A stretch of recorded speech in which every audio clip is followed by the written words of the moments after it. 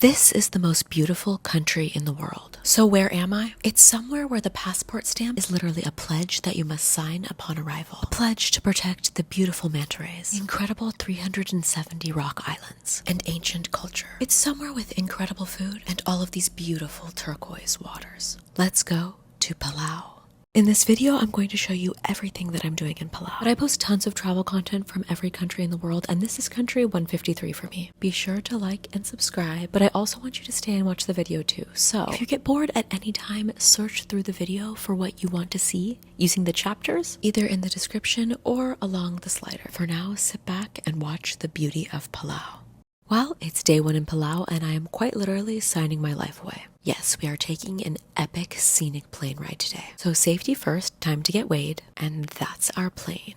The hangar has a few planes here, but we will be taking this Cessna. It's a 6-seater, including the pilot, and he starts off by handing us life jackets. Well, I hope we won't need them. Let's go! I'm not sure if I've ever been in a plane this small before. The flight is $180 per person, and we almost didn't do it, but now I am so glad we did. What's cool about this plane is that the doors are off on my side, but that also means there is a ton of wind, so my hair is blowing everywhere. And just like that, we are in the air. The flight is immediately beautiful with incredible shades of blue and green everywhere, but it is about to get so much better. I'll put some music on and show you all of the footage of the flight, so feel free to skip to the next section if this doesn't interest you.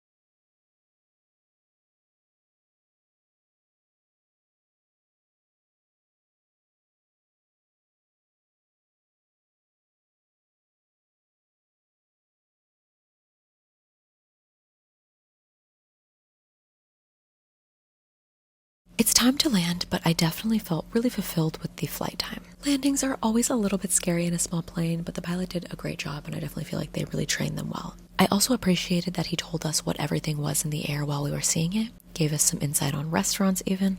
I felt like our money was really well spent.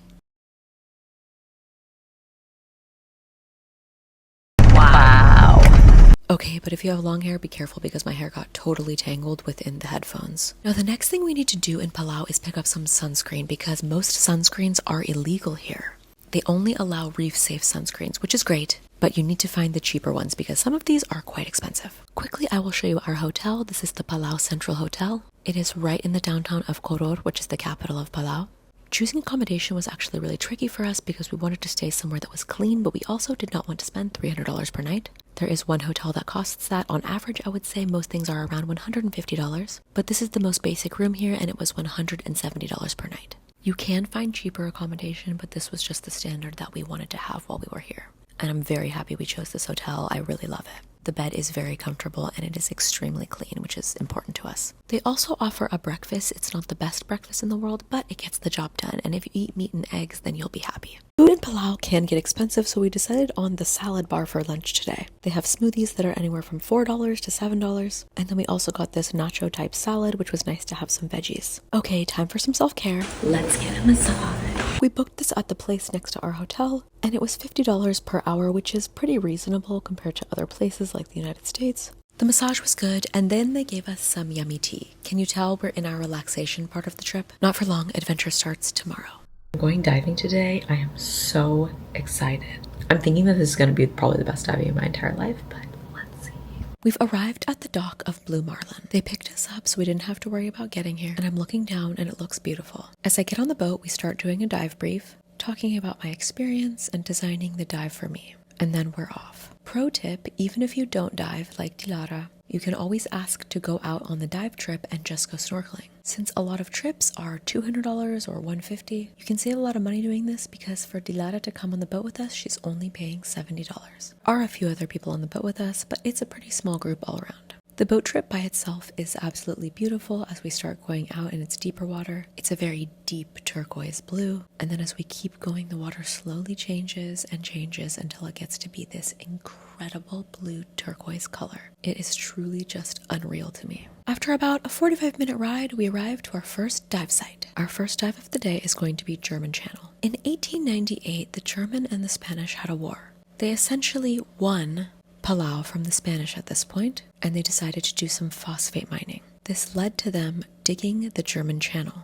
This was essential to get boats in and out, and now it has created a wonderful place where there are tons of animals, specifically a lot of mantas. While this is the name of the dive site, you can't actually dive in it because the currents are extremely strong. Instead, the dive site is located on the southwest mouth of the channel. I'm just using a little GoPro-like device, so my underwater photography is not going to be incredible, but please enjoy this montage of everything that I'm seeing today on this first dive.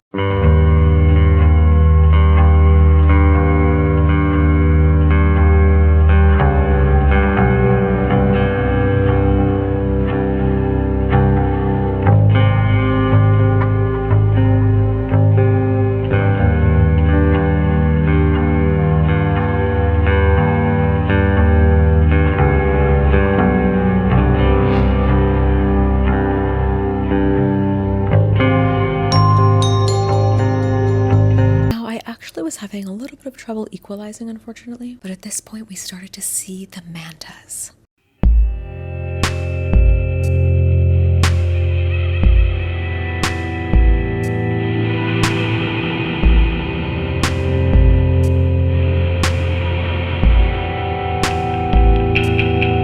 The coolest part about this was this is Dilara above us snorkeling, and she could also see them, so she got to watch them from above. And this is actually very rare for snorkeling. They're actually feeding here, so that's why they're doing these different motions, going around one another and going in circles. Just so beautiful.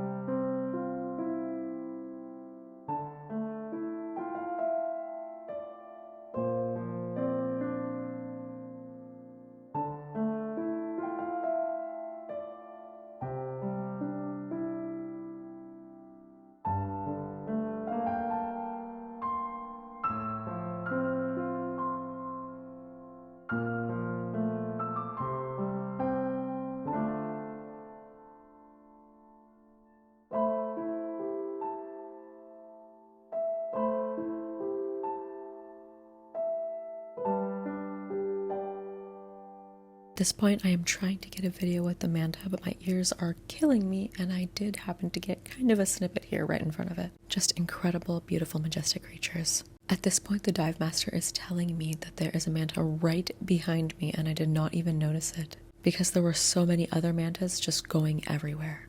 Definitely an experience that you will get in Palau, and such a special experience too, to be swimming with them like this.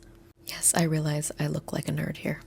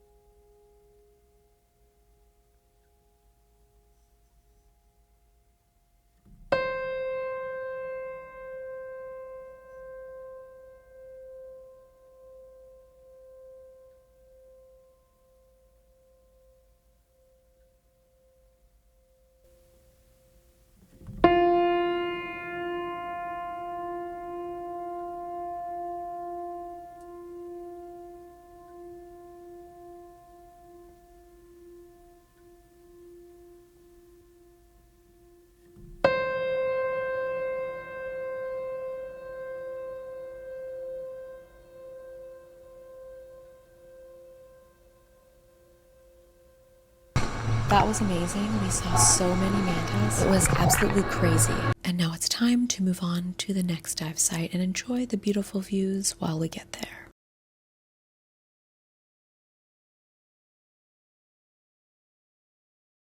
Now for the second tank, we're doing the dive New Drop-Off. It's named this because of the dramatic drop-off that plunges to the depths of up to 2,000 feet.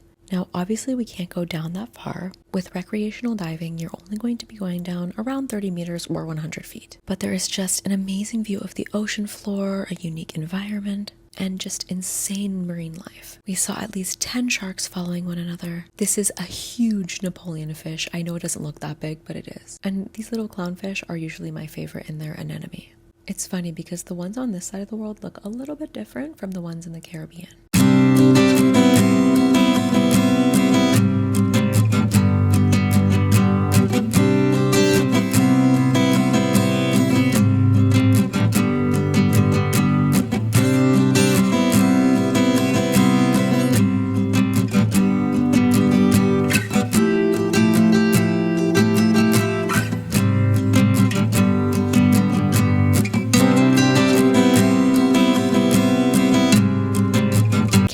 Justice, but now it's time for lunch. We each got a bento box. We got to pick this ahead of time.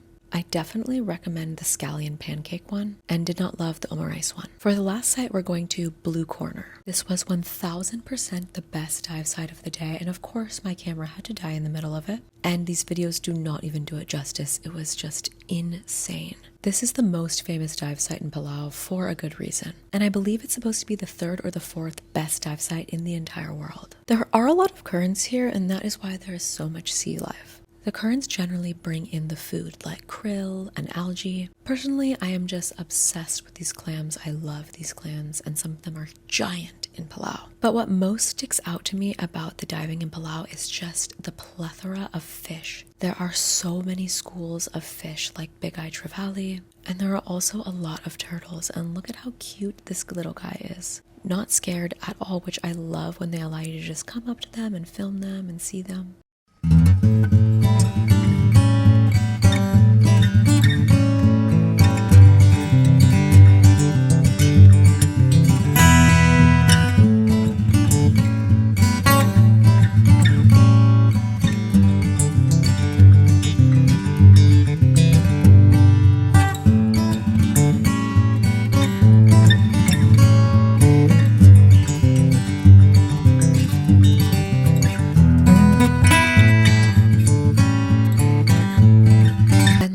We were done with our last dive of the day. I actually had so much trouble with my ears. I think I was a little bit congested and I did not realize it. But the diving here is world class. And these are all of my stats for the day. My total for the day, including gear rental, was $320. Just had the most fulfilling day of diving ever. And snorkeling. Amazing. Palau is so beautiful.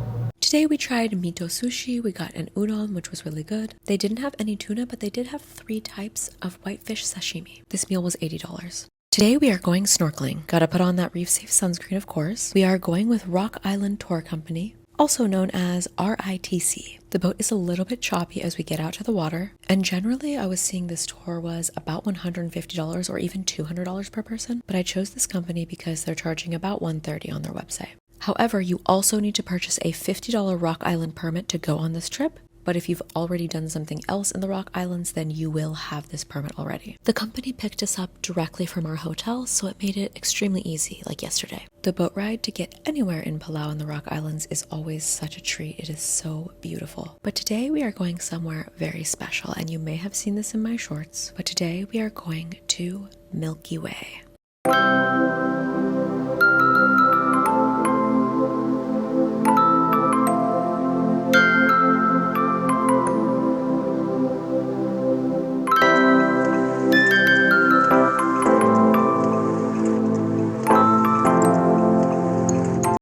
This is Milky Way from above. It is a lagoon known for its therapeutic properties. Locals claim that bathing in the white limestone mud found on the floor will make you appear 10 years younger. Now, I don't know about all that, but my one worry here was that it was going to be super crowded. But just look how gorgeous it is here. Immediately, our guide grabbed some of the mud from the bottom of the lagoon because it's pretty deep. And now it's time to play. It feels like a spa day, but for free. Okay, not totally for free, but you know what I mean. A lot of people pay hundreds of dollars to get those mud masks at spas. I was actually a little bit worried that this would affect my hair or would be difficult to come off, because if you've been to the Blue Lagoon in Iceland, that lagoon ruins your hair. But no, this was so much fun and there is no worry because it comes off really easily. And I found this out as soon as I jumped in.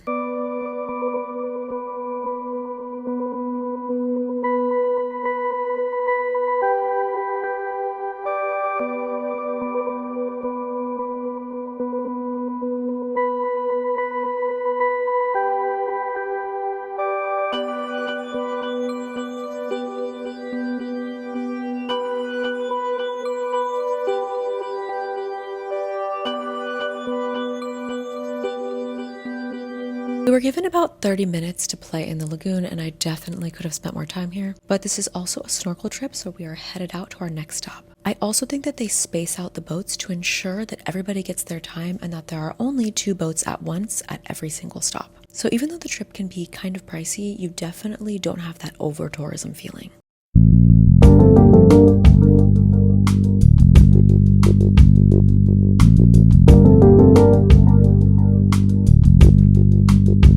Behind me is supposed to be Long Beach, but you can only see it when the tides are good. But then right now, so that's full moon. And so this is what it looks like from above, and if you care about walking in Long Beach, I would definitely plan out your trips so that you're here on full moon and new moon. All right, let's snorkel. So what to expect here? There are lots of fish, there's some clams like this one. You can see sharks and there's tons of coral. Again, this camera does not do it justice, but it was really a lot of fun. Now we're taken to essentially a deserted island to have our lunch. There is no one else here, it is just our group. It's time to jump off and enjoy this beautiful beach. The sand is incredibly soft here.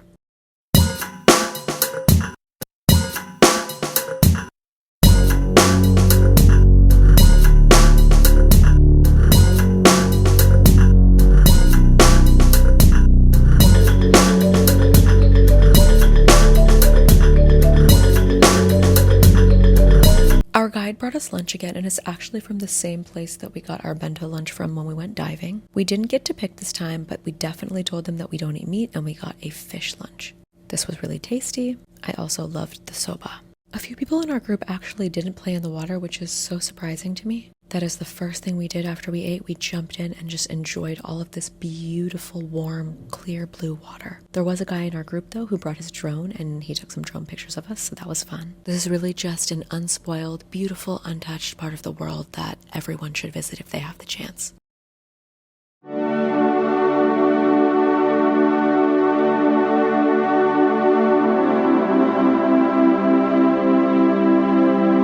Alright, one more snorkel. It is our last one of the day. And although my ear is still bothering me, I'm doing a little bit more diving down this time. There's lots of fish, there's some clams. I just really can't help myself.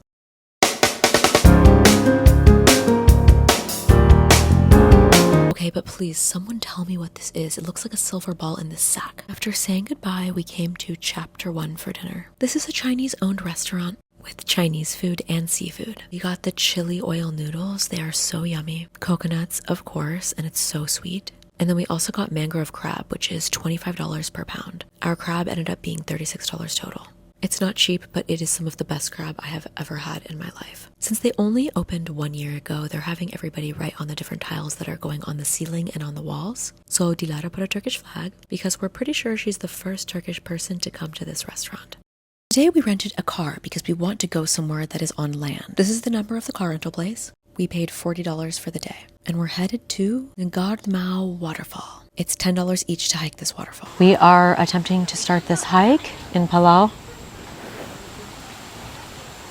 Can you tell that we're a little bit hesitant because we don't love hiking? But regardless, I'm excited because it looks like a beautiful waterfall. And right now it's downhill, so maybe I won't like it on the way up, but for now it's fine. There are these old train tracks here and they were definitely used for something before, but not currently in use. I also saw these "please do not touch the poisonous plants" signs. A little bit concerning. Now there's a big staircase and I don't know if you can see it in the distance, but we can see the waterfall over there. It seems pretty far. Make sure you go to the right when you see this sign. I know it might seem obvious, but sometimes people don't pay attention. There are a lot of people on this hike that are climbing up and they seem like they are really struggling.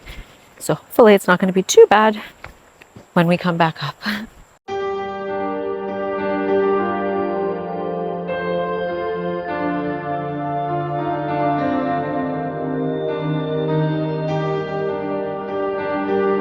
this out in front of me and it is giving me reminiscent vibes of when we went to the Amazon. If you haven't seen that video, I will link it here. But basically, Dilara and I trekked 50 kilometers in each direction through the Peruvian Amazon. This was to meet the Matses Maloca, which is a tribe who lives deep in the jungle, away from any type of technology. One of the best experiences of my life for sure. But we had to balance over a lot of objects. Watch it and you will definitely see what I mean.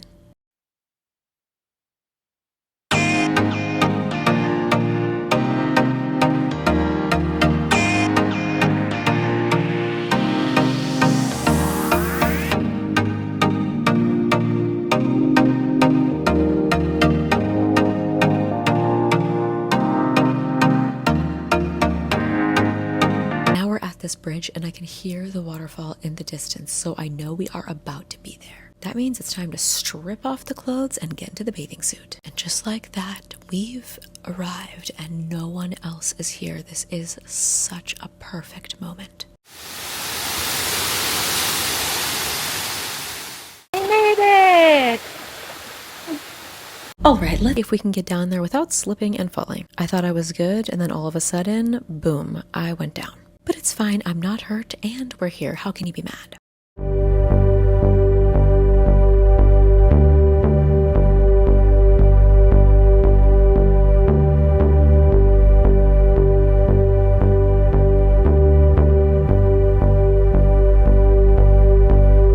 I wanted to see what was actually under the water, and it's not super pretty, so not much to see within the water, but it didn't feel gross and I didn't feel like there was anything swimming in here that could bite us. There are, however, some beautiful rainbows that get formed by the waterfall, and this is such a tranquil and just wonderful place to come. Now, there are a ton of tourists that come here, and that's great to support a local guide, and I do recommend doing that if you want someone to come with you. But there is something to be said about either having a small group or just being here by yourself and only having the guide with you, because it was such a wonderful experience to be here alone. Okay, and now we're at the moment that I've been dreading the entire time, the hike back up.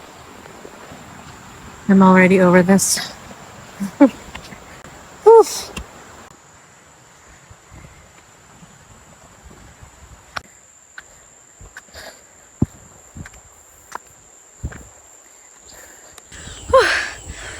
Can't believe we did it. That was pretty fast too.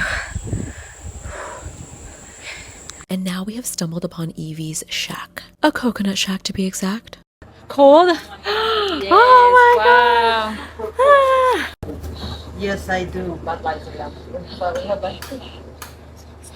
Yeah, that's after your walk and you feel like you need something good. Cannot beat the coconut though. That's true. It's so good. Wow. We sat here with Evie and we chat a little bit. She is such a wonderful person. She said that sometimes though tourists can be a little bit mean to her, which I think is absolutely crazy. So please, if you go here, be nice and buy lots of stuff from her. Flash forward, let's go to dinner, and tonight we are trying CK. I'm pretty sure that at some points this is also a karaoke bar because they played every single Lady Gaga karaoke song that exists. And it was great, but they only had a huge 3-pound crab, so we ended up paying $75 for this crab. Today is our final day in Palau and I am so sad. So today we wanted to get a little bit more culture in, and we are heading to the ancient monoliths of Palau. The Badrul Chow stone monoliths are located in the very north of the island. This is a sacred ground and there are 52 ancient basalt megaliths here, surrounded by beautiful nature. You do have to pay $5 each to enter, and then there is a little bit of a hike down. These date back to 161 CE, so that's almost 2,000 years ago. And therefore, most Palauans believe that this was a site for an ancient bai, but crafted by the gods, which is a Palauan meeting house. However, if you look at them closely, some of them do seem to have faces, like this one right here. So let me tell you the story behind this. Many people believe that this unfolded under the shadows of a dark universe. At this point, the universe is dark, there are no people, and there are many gods. The gods toiled in obscurity and entrusted one another as gods with a distinct facet of crafting the bai. And the language that is used is a little bit confusing, but at one point someone is given the heart of the bai, someone is given the soul. Then one of the gods, Mito Sushi, was actually a trickster. He wasn't finishing his task and he created a spell with a coconut husk. This ignited and transformed into a rooster, and this is what turned into the dawn. So with the first light in the world, the gods left and left their work behind. Therefore, the bai was never finished. I personally really like the story, and it's pretty cool that they are able to date these back to about 2,000 years ago. Palau actually has some extremely interesting culture. For example, if you watched my Solomon Islands video, you would know that I learned about shell money, and they have something that is a little bit similar here as well, although no longer in use. I hope to learn more about it next time I come. Now, it is the last supper here in Palau, and we are back to our fave chapter 1, but today we got Filipino-style fried fish and something I've never had before. This is a delicacy of Palau. It's coconut. But those noodles, ooh, those are so good. Goodbye, Palau. Back to leave. We are flying through Guam, but not stopping in Guam, sadly, but we're on to Micronesia.